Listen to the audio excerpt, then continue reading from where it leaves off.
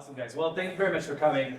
My name is Anand. Hi, I'm the executive director, or actually now CEO. I was reading my own name tag. CEO at NAIOP Edmonton, we're the Commercial Real Estate Association for Edmonton. Thanks very much for coming to this panel. I know the panel next door was like vibrancy and retail, therapy, and like all the fun stuff. But we've got infrastructure, and that's going to be even more exciting. I'm certain of it. And a lot of that is going to be done by our two esteemed panelists here. So today we're talking about infrastructure as Edmonton grows to 2 million, how we're going to tackle the infrastructure and fiscal debt deficit that we're facing.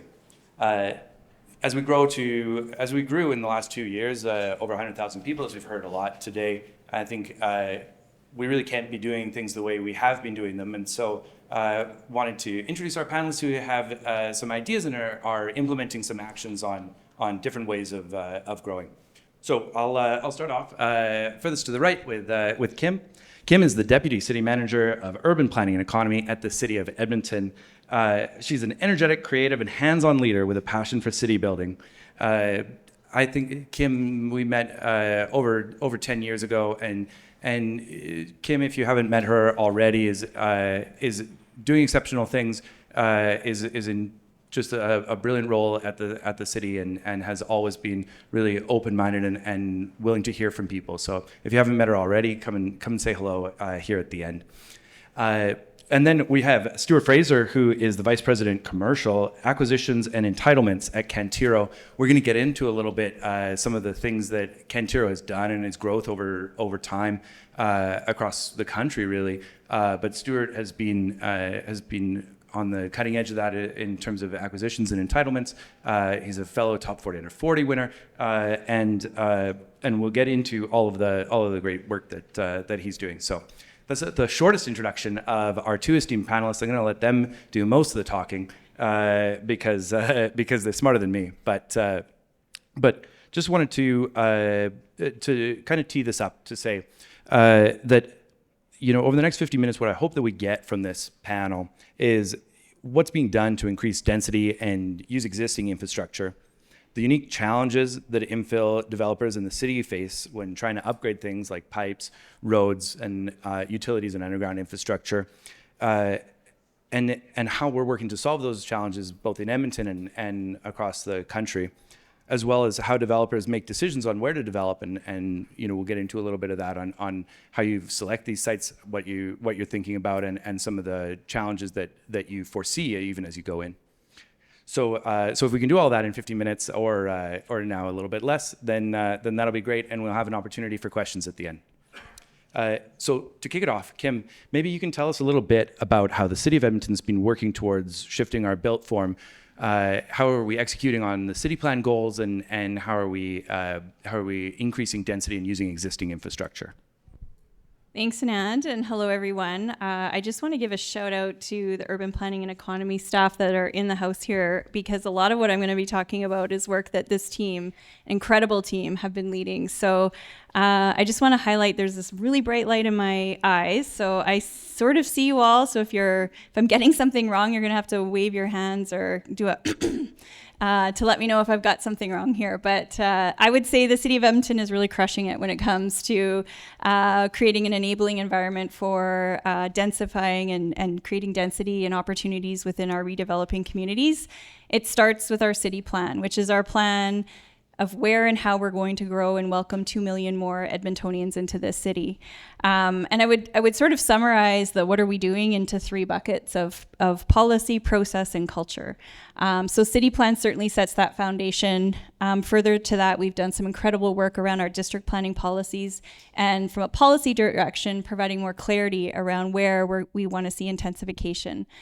Further to that, we've implemented our new zoning bylaw as of January of this year, which has been an incredible body of work, really looking to enable the kind of development that we want to see in our redeveloping communities, and provides for flexibility and is a really flexible, but provides clarity on development outcomes that we're looking for. And then our team, which, as I noted, many of them are here today, are passionate about city building, looking to work with our city building partners to realize the communities that we want to see and live in. So through all of that, obviously there are barriers, and we've been chipping away at those barriers to encouraging more infill in our communities over a decade, I would say. And it started, with changes like allowing lot splits or allowing garden suites and things like that. And now we're coming down to the point where we've removed the policy and regulatory barriers, but now the how do we get built? And that's where we come down to some of the infrastructure challenges that we're starting to see in terms of like, I need a pipe, or I need sidewalks, or I need, something with a power line. And so we're advancing more work around that through a program the federal government announced earlier this year, which is called the Housing Accelerator Fund. So I don't know if you want me to keep going. Well, I mean, I was, to be honest, I was a bit surprised with the Housing Accelerator Fund, how many of the actions we'd really already started or were starting to advance. Things like you mentioned, allowing secondary suites. The zoning bylaw was on there, and really a lot of those were already being done. Are there any other ones that stick out to you other than the Infill Infrastructure Fund, which we'll spend a little bit of time on? Yeah, it's interesting because for context, I'll maybe just share the Housing Accelerator Fund is a federal government program looking that was offered across Canada. You had to apply around what would you do to build more housing than you normally would under your current conditions. And they wanted to see ideas and actions that would be long lasting and impactful to create an enabling environment for more housing built faster. And a lot of the sort of suggested ideas that were in the application form, Edmonton had already done. So we removed parking minimums in 2020. We allowed secondary suites. So a lot of those ideas, we had to think a little bit harder about, well, what are we going to do? So our ideas are things like the Infill Infrastructure Fund that we can talk about a little bit further here shortly, taking surplus school sites and developing them for more housing, including affordable housing. And the fund itself is set up to create targets. We would normally, without doing anything, build about 10,000 units in the city of Edmonton in a year. So what do we do to build more? And we have a target of 5,200 more units over the 3 years of the contract. And so a lot of what we've done are things like the zoning bylaw renewal, which I noted was implemented January 1st of this year, surplus school sites, infill infrastructure. We've done things to support our affordable housing providers in terms of getting those projects to the top of the pile to get done faster, providing client liaison support, which is a point of contact to support those applicants through the process as well. Also rezoning the priority growth areas. Priority growth areas, yeah. There's 11 actions and I can't rattle them all off. But priority growth areas, that's another really one, and it's live that we're doing right now. So that's looking at where across the city, because City Plan identifies a number of priority growth areas, and we've narrowed that down to 6 in terms of where do we see development pressures and how do we remove another barrier, which can be zoning, because entitlements, and Stewart could certainly speak to this more, is a big risk for developers. And so the city is leading through the development process and community engagement to rezone 6 priority growth areas to enable the development outcomes that we identify in city plan and our district plans. And so, Stewart, I don't think this is mentioned enough, but when you look at that, at that body of work, what Kim's talking about there, how much does that factor into where you're acquiring sites, what your percentages are? Tell us maybe a little bit about, kind of the growth of Cantiro and how that factors in. Thanks. So first and foremost, we're really big fan of what Kim and her team are doing here at Edmonton.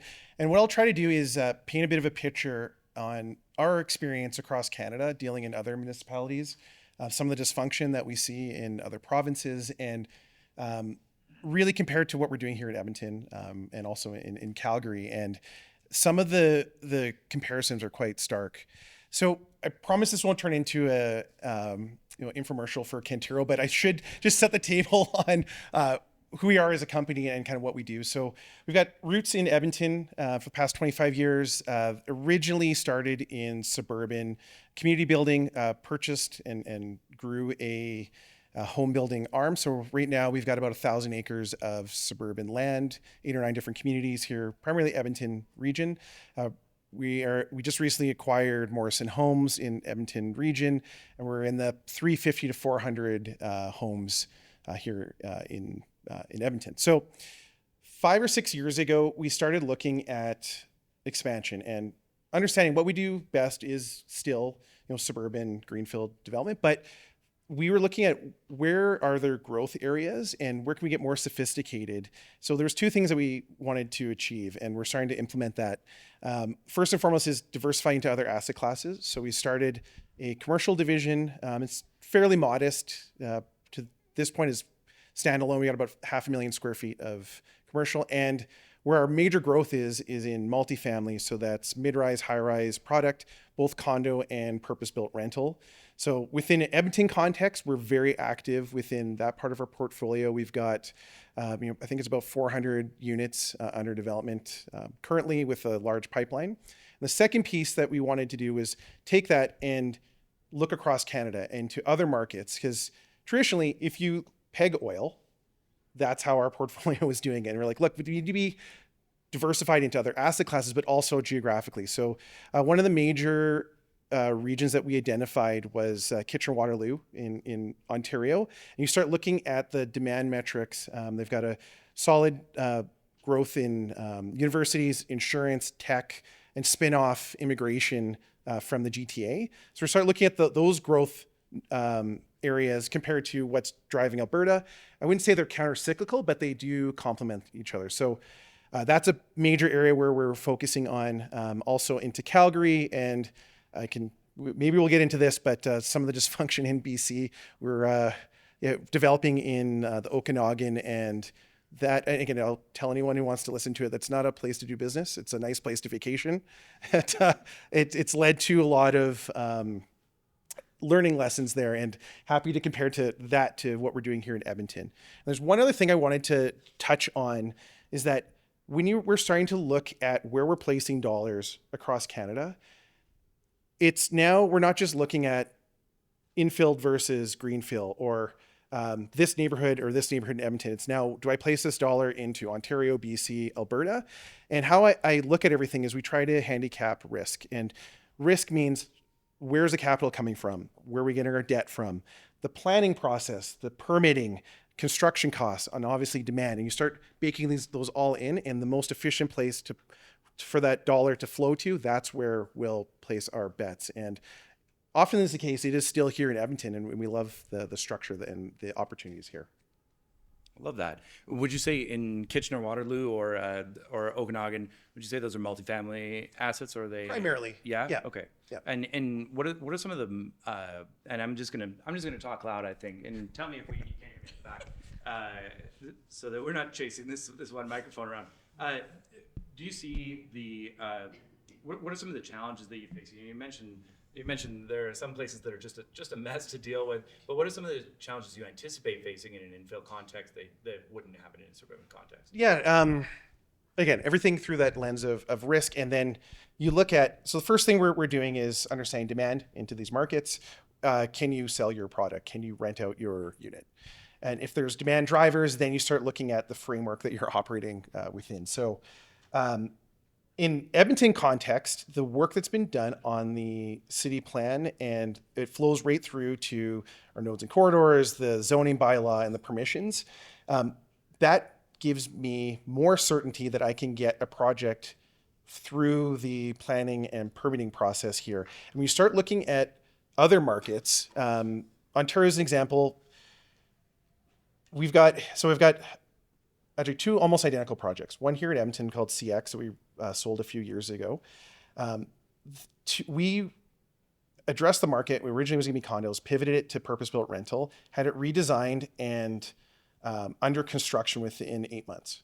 Now, that is nonsense in Ontario or BC context. So in Ontario, we did quite well with another very similar 225 unit, 25-story tower. It was 2.5 years to go through an official plan amendment and the zoning, and we had to go through different terminology, but direct control zoning, because they didn't have the framework in place to do this. So if I'm looking at that, I'm like, okay, the demand might be a little bit higher in Kitchener-Waterloo, for instance, but I can get to market 2 times, 3 times faster. And then if we're talking about BC, I'm on year 8 of entitlements in Lake Country on a project. So if you run your internal rate of return, time value of money on that, it's very, very negative. And so these are some of the things that we're looking at: speed to market. And then I also want to touch on, I've got a couple stats here. So there's something that we deal with, development charges.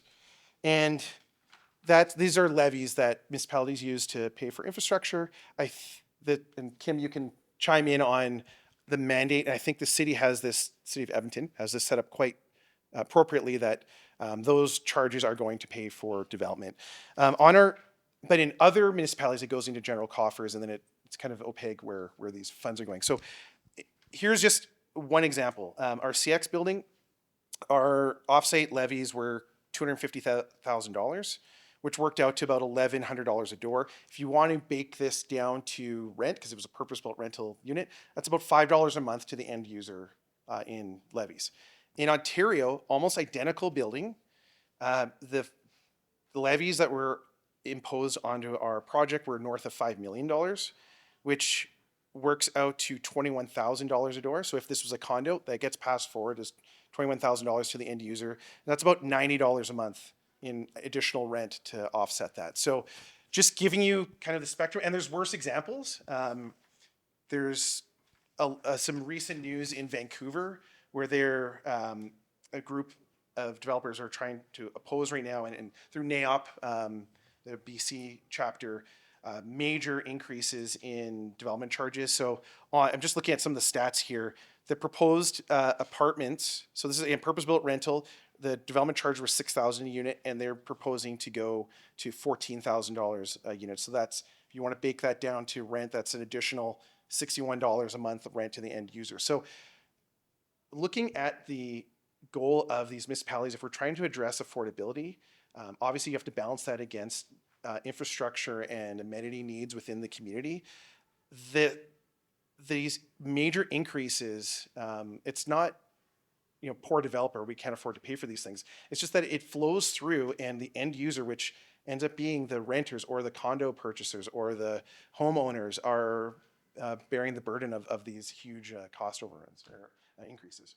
I'll just note that the Canadian Home Builders Association did a benchmarking study of 21 municipalities across Canada on development approvals, development charges, processes, clarity on timelines, things like that. Edmonton's number 1, so winning.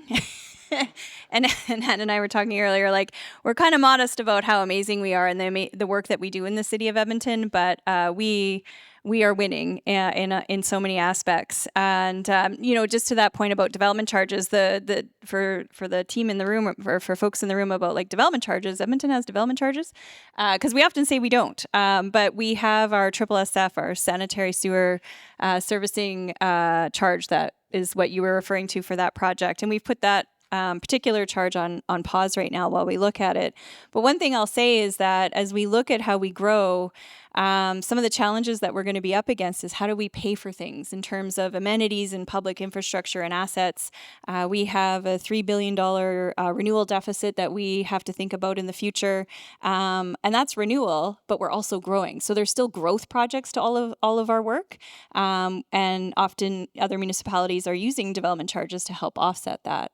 An example in the city of Edmonton is we see developers in our developing communities will improve park places or do the playground improvement as part of building great communities, and also adds, I'm sure, Stewart, a bit of a marketing pitch to your customer. For the community. It's a great amenity, but not every community gets that, and so we have other communities that have no playground yet, or it's on the city or the community league to do the fundraising to improve the park, and we have such a gap between where we're growing and what we need that we have to look at more innovative and creative ways of how we deliver our service and provide for Edmontonians. So if we think about that in the suburban context, you might have the developer building the park, you might have local roads and contributions towards arterial roads, things like SSF and sewer and sanitary charges, and then you see in an infill context we don't have that. And we see, as we've mentioned, we see how that's working out in BC. I think actually their housing accelerator fund is on hold. Their funding is on hold as they try to raise these charges because there's not a commensurate benefit. It's not, it's not actually just paying for a specific thing. It's kind of an overall, just growth in those. So how is Edmonton, looking to tackle that issue specifically, Kim, in terms of that infill infrastructure that needs to be funded some way? We don't have the money to do it. As a development community, we don't have the money to do it. As the city, it can't solely be, done just through existing tax roll. How are we looking to tackle that? Well, that's where we've leaned into the Housing Accelerator Fund and established the Infill Infrastructure Fund. So it was taking the overall Housing Accelerator Fund that the City of Edmonton will receive over the course of the contract is $175 million. We've allocated $39 million to the Infill Infrastructure Fund. And the driver behind that is really looking at our priority growth areas along our nodes and corridors, high quality transit or LRT, along with supporting affordable housing providers where sometimes when you're doing a project, the first developer in has to pay for more infrastructure than's needed just for their project because of the pipe or where the pipe needs to go. And that can be a significant burden without really any certainty on when they may get paid back their, the share of the next developer that may benefit from it. So the Infill Infrastructure Fund was set up to help with those costs. And so The other thing here, Kim, is that in a suburban context, it's much easier to sequence. So it's far more predictable. When you're dealing with infill, it's difficult to tell like when the next parcel will develop out and pay you back for that infrastructure. So just back to looking at everything through the lens of risk, it's much riskier proposition in infill if I could be front-ending a pipe for 1 year or in perpetuity. Absolutely. And I think too, we see a lot of our redeveloping community or the developers that are doing this, they're not all sort of big developers that might have huge capital to be able to withstand or deal or account for these significant costs. Outside of that, though, we've also done a lot of work around the analysis and looking at what's actually needed for infrastructure. So through the work of the zoning bylaw renewal, we worked really closely with EPCOR to look at what are the standards we need for building types, because what the zoning bylaw renewal did in terms of the base residential zone within the city of Edmonton is allowed for a greater range and diversity of housing types up to 8 units. And so historically, that might have needed or required a new pipe or a fire hydrant to be able to best service those particular redevelopment projects. And so through that body of work has actually created some efficiencies as well through for infrastructure. The other piece here is that, like dealing with the EPCOR, they tend to look at things through the highest and best use. So we got the document with the new zoning bylaw. It allows for increased density across everything. You've got to right size that infrastructure because there's no way that every single parcel is going to go to maximum density, and you don't want to have to build huge like freeways and huge pipe. So it's about trying to balance this out, and there's smarter people than me. They're trying to figure this out because it doesn't need to go to that top level, but at the same time, you don't want to undersize it and then restrict everything. So there's a bit of a fine. Yeah, and change happens incrementally and over time, right? Our redeveloping communities are not going to completely redevelop as envisioned in our city plan or our district plans. That's going to happen over the next 50, 60, 70 or longer years, right? So there's challenges when you're looking to develop a site, and we want to see development where it creates access to transit or high quality transit like an LRT or a node where, there's a university or a hospital so people can have, faster, quicker access to their job or location. And so, yeah, having people look to invest in our city in that way is exactly the outcomes that we're trying to achieve from a vibrant, urban, climate resilient, prosperous city. But we want to work with our development community to be able to mitigate those barriers. Stewart, do you see that on the capital side, where that's followed through, where you see like we don't have these absurdly high development charges in an infill context?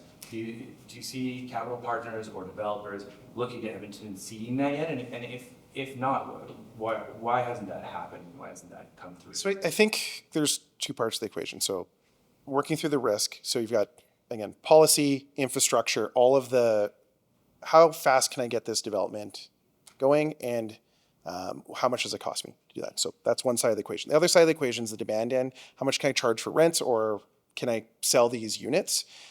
In Edmonton, we're starting to see it's a healthy balance. We've got, our rents are at a high enough level to justify certain types of development. But what I would say is that there are other markets within Canada that have their ratio, even if their cost base is higher, the rental rates are so high that it offsets some of the inefficiencies. So what you end up having is, in some of these markets, rents are so high that you can put up with really crappy planning policy and horrendous timelines because it's offset by revenue. As soon as, if that dips off though, it'll sterilize those sites. So what I can say about Edmonton is that the basis is very strong. We've got an efficient planning policy. Infrastructure still is something that we can work through. And I think that's the next step that you layer on. I'd love to say that, you know, as an investor and a developer, we understand the cost of all of the off-site infrastructure on every single project. But the reality is, we're making some assumptions, and we're working with our partners and our consultants in the city to try to understand how much exposure do I have on power or sewer, sanitary, et cetera, on some of these projects. And sometimes you have to take a little bit of a leap of faith. So I do think we've got a great basis. Rents, though, are decent. So, but even just maybe Stewart, comment on, for context, like a average single detached house in Edmonton is $450,000. The same house in Calgary is, I think it was over $200,000 delta now. Yeah. 50. Both those. that's a big They differential. were within $100,000 a unit within the last decade, and we've seen a real division between the two cities. And some of that is directly related to good planning policy here in the city. Yeah, and Edmonton's growing. We're growing fast. We've had 100,000 people move to our city in the last 2 years, which I did the math, and I think I did it sort of right. All the engineers in the room can correct me, but it's over 130 people a day moving to our city in the last 2 years, and that's not expected to change. So, being mindful around creating that planning framework, working with our development partners to enable more housing, more diversity of housing, but also being thoughtful about community engagement, how we support community from an amenity perspective as well, is another really important part of our growth. So Kim, and I know we did those numbers together just now. So I hope that's right. If we're adding up, that many people a day, right, over 140 people a day, what are the early results? I know we're only a month in Infill Infrastructure Fund, but are you seeing early results in terms of the number? Do you think we'll hit our goals, I guess, and for the Housing Accelerator Fund, if we want 1,600 extra units or 5,000 units over 3 years for 1,600 extra units a year, are we going to hit those goals? How optimistic are you? Yeah, we're on track to hit the targets that have been set through our contract with on the Housing Accelerator Fund, and then there's sub targets. So there's hit the number of units, which is 5,200 units, but also we have sub targets in terms of the type of units. So looking for units that are supported transit oriented development, affordable housing is another really significant part in terms of the outcomes of the Housing Accelerator Fund. But as it relates to the Infill Infrastructure Fund, I think we did the announcement publicly at like 11 o'clock on a Friday. 1 hour later, or whatever the number was, but like that day, there were already 9 applications submitted to apply for the fund. I see a nodding head back there, so I got that right. But where we are now, as of at the end of August, we have 42 submissions have been received, which is equating to 5,500 units. Now, not all of them will be accepted, but that's a big deal. And what's also exciting is when you dig down into those projects as well. Well, where are they? Like, this is exciting. 5,250. Sorry, I think I put my contacts on the wrong side. So like when I look down, it's kind of blurry. It's 5,500 dwelling units. There's 15% of those projects are downtown. So that's a big deal, looking at seeing how, I think there's a session after this around downtown and the importance and vibrancy of supporting growth in our downtown. This is moving the dial. Downtown's a priority growth area, and there's a number of other areas that are also part of the projects in terms of where they've been submitted, but they're in our redeveloping communities in the locations that we're looking to support and concentrate growth. Actually, maybe this is a good opportunity to drill down a little bit into the fund. I think it's only in priority growth areas and along transit corridors, right? Along with affordable housing projects are also supported that are slightly outside of that. Right. And then as we see what kinds of things are people applying for? Are we seeing a lot of this underground infrastructure? Are we seeing other kinds of infrastructure? What sorts of things are eligible? Yeah, it's pipes and sprockets. Sometimes I quote it like that because you can't see it when it ends up on the ground. The building is constructed, but it's sanitary, sewer, water, electrical, and mobility. So all of those package of things, and it can be up to $4 million. So that's a big deal in terms of supporting these projects in the areas that we want, resulting in more housing being built faster, which is the whole intent of the Housing Accelerator Fund, because over the 3 years of the contract, we need building permits. So for a developer, and Stewart, you can talk about this, for a developer to go from a development permit, which is just the land use permissions, to a building permit on a multifamily house or a multifamily building, there's a lot of time and cost on your side to be able to move to that part of the process, and then just fees and consultants and things like that. So a building permit shows strong commitment to put a shovel in the ground. Yeah, Stewart, do you think in any of the other municipalities you're working in, any action taken today or this summer would result in a building permit in 2 years? I'm curious whether any other municipality is going to really achieve the goals of the Housing Accelerator Fund the same way. Again, my view is we're in a few markets, so I can't comment on every market. I just think it's unrealistic. Calgary would be another market that is realistically set up to do that. Not as efficient as Edmonton, but anything in Ontario and BC, there's absolutely no way. So who's doing it right? Yeah, let's talk about Calgary and other places. But what specifically are they doing that Calgary's an interesting. So they've got unbelievable amount of demand coming in. So, like if you're looking at the demand side and upward pressure on rental rates and condo costs, which is bad for the end user, good as developer. It definitely. You check box on that side. Now, as far as their planning framework, they got a very odd planning, like zoning bylaw. We're just in for a tower in downtown, so 33-story purpose-built rental tower, and congratulations, by the way. it's a should have been in our downtown. There's 2 permitted uses in the zoning. It's like park space and utility, and everything else is discretionary. So I have to go in, essentially, even they're off the shelf zoning, every zone is a negotiation and essentially it's a direct control zone for that. So it's on us and to then go in and propose community amenities, et cetera, et cetera. What I like about Edmonton's process is that it's much more straightforward and transparent. I know that if I hit these items, I will get my permits. With Calgary, I have to go to a Calgary Planning Commission. Though, again, on a national spectrum, they are very good and efficient. It's just that I think that there's room to grow in that. What brought you to the Calgary market? I saw that announcement and just curious about kind of what's your future plans for growth? What are you seeing there? Yeah, again, demand. We're also finding it difficult to manage our staff across Canada.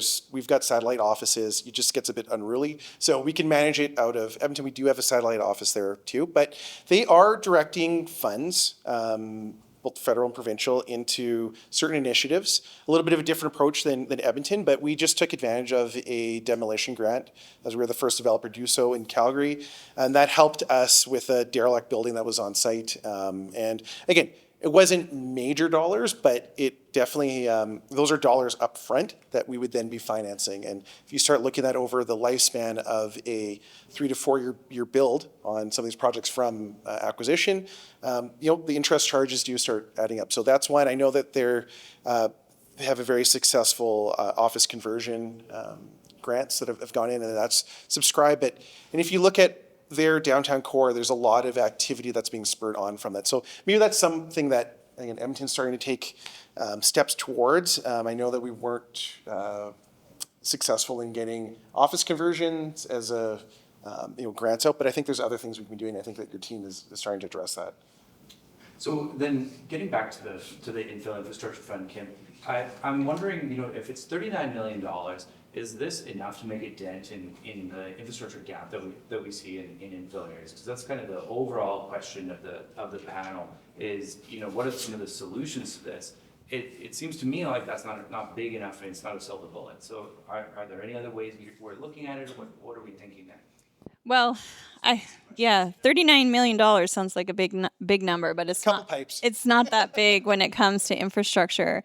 But I think, through the applications that we're receiving, what it's going to do is give us a lot of information and data about what problems are we trying to solve, where do we need to help, because then we can use it to inform or refine to what's the next version of the program. Certainly, we're going to lead to work with all levels of government when it comes to finding money to continue to support growth in our community for all types of infrastructure, whether it's a road or a pipe or public amenities that communities need to create a livable city. So short answer is it's a starting point. We're going to listen and learn from our community around how it's working, how we can make it better, what's, whether it's an application process or even the thresholds that we have in terms of the dollar amounts, and then use it to inform the next version. And we'll have to work together with our city building partners to see how we fund that. Yeah, I'll put out my shameless plug for the Canada Infrastructure Fund. I think it's actually may not be called that exactly, Canada Cities Infrastructure Fund. That is being talked about right now is, I think, the next, is the next piece there federally, which was just being announced right away here. Which I think is another $6 billion, about the same size as the Housing Accelerator Fund, and I think it's maybe one of those opportunities where we get if this made an Edmonton solution, to take the mic back here, but if this solution works, I think that's one more area where we need to look and say, in a BC or in Ontario, they're talking about it's the wastewater fund. Because they're imagining a municipality that owns their own wastewater that is just going to build one more thing. Whereas here, I think that the model that we have is quite good, and I hope that people can take that away. Is that that's one more opportunity where we can continue to grow a fund like this, right? Yeah, and I would stress too the importance of working together in terms of collaboration, because both of our voices, whether it's a public sector, private sector, in terms of advocacy to other levels of government, will be much more impactful than when we do it alone. Yeah, absolutely. Well, you've been a huge asset in that camp. So. Kim, I've got a question for you. How does this work? I gave him the microphone a second ago, and now he's going on. Was the city of Edmonton penalized for being progressive and ahead of the game with the Accelerator Fund? Looking at the bar that was set for some municipalities in Ontario, it's so low that the fact that we already had the city plan in place, what was your perspective on that? Is our bar way higher than... Yeah, it sort of felt that way because when we looked at the federal government gave a list of ideas, like it was a one-pager full of bullets of these are the kind of things we think you should be thinking about. And we're like, we're done that. We did that. We did that. We did that. Oh no, what are we going to do? So yeah, I think we had to work a little harder to put the ideas together. And I think, the problem we're trying to solve may be different too in different municipalities and the targets that we establish for ourselves. So certainly when it comes to some of the affordable housing targets that we have, I forget the number. I think it's 1,900 out of the 5,200 is affordable housing, or 1,950. And so how are we going to build 1,950 affordable housing units in 3 years? And so we've had to put some thinking in terms of, creating the 11 actions that we did for the Housing Accelerator Fund to be able to deliver on that. But the federal government did do some consulting with us in advance, and they sort of said, you're a preferred city, you're a preferred candidate, so you're going to get this, but make sure you do your submission well. So I'm incredibly proud of the work the city of Edmonton has done. We're a leader nationally, I think, in a lot of the work that we're doing from a policy perspective. I'll just do a plug in terms of our automation that we've done in greenfield development, single semi-detached. You can apply online, you can get your permit that day, and you can be in the ground that day potentially. So that's a big deal. And what that does is it allows us to support staff to do other more complex things where, when it comes to development in our redeveloping communities, there's more complexities, whether it be community engagement or questions or working with the developer on servicing challenges or resolving issues with waste or fire or whatever the case might be.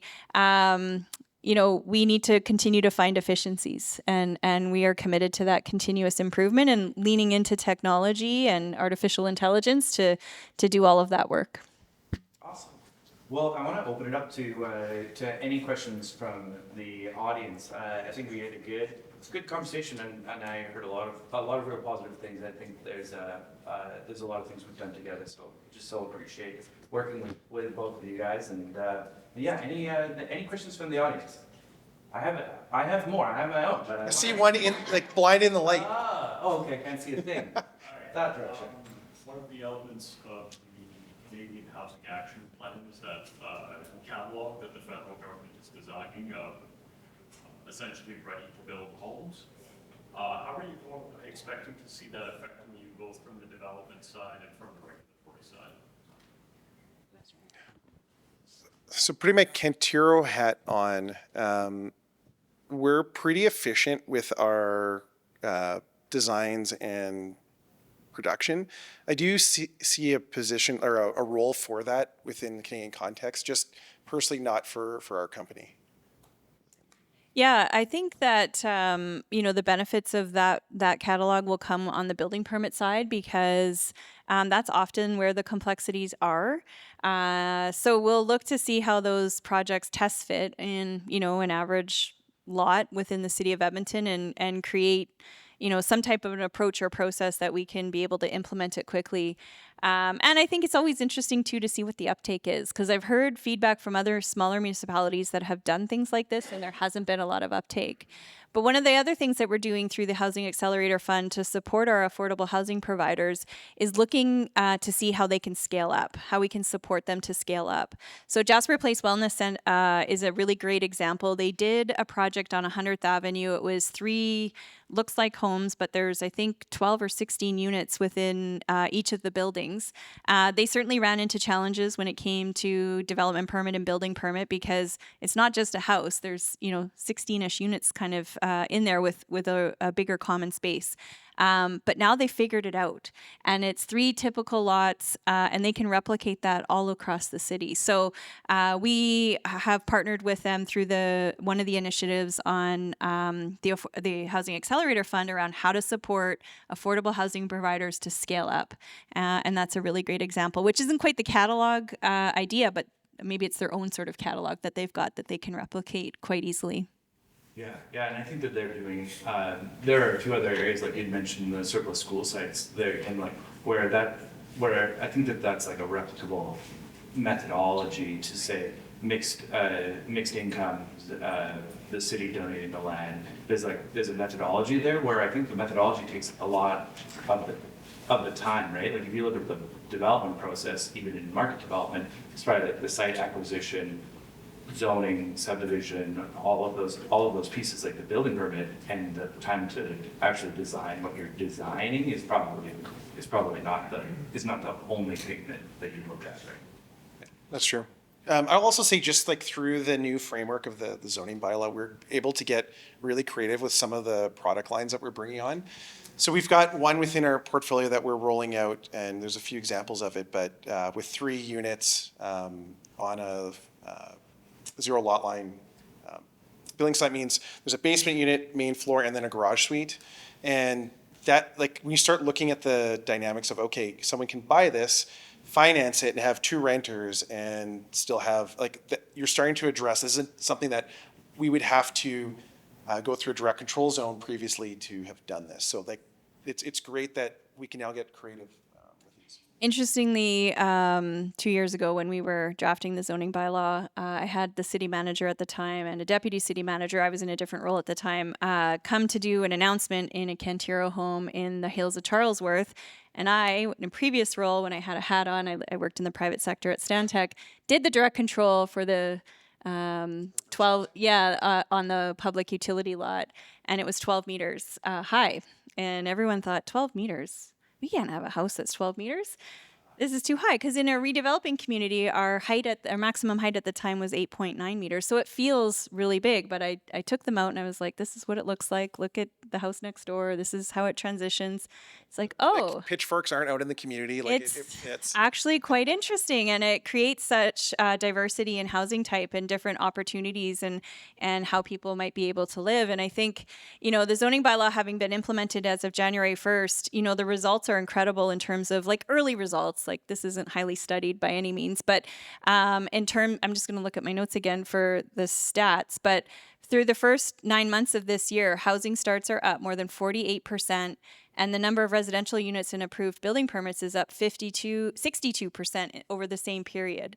And second to that, apartment housing, row housing, mixed-use houses, secondary suites, and backyard suites account for 68% of those total permitted uses.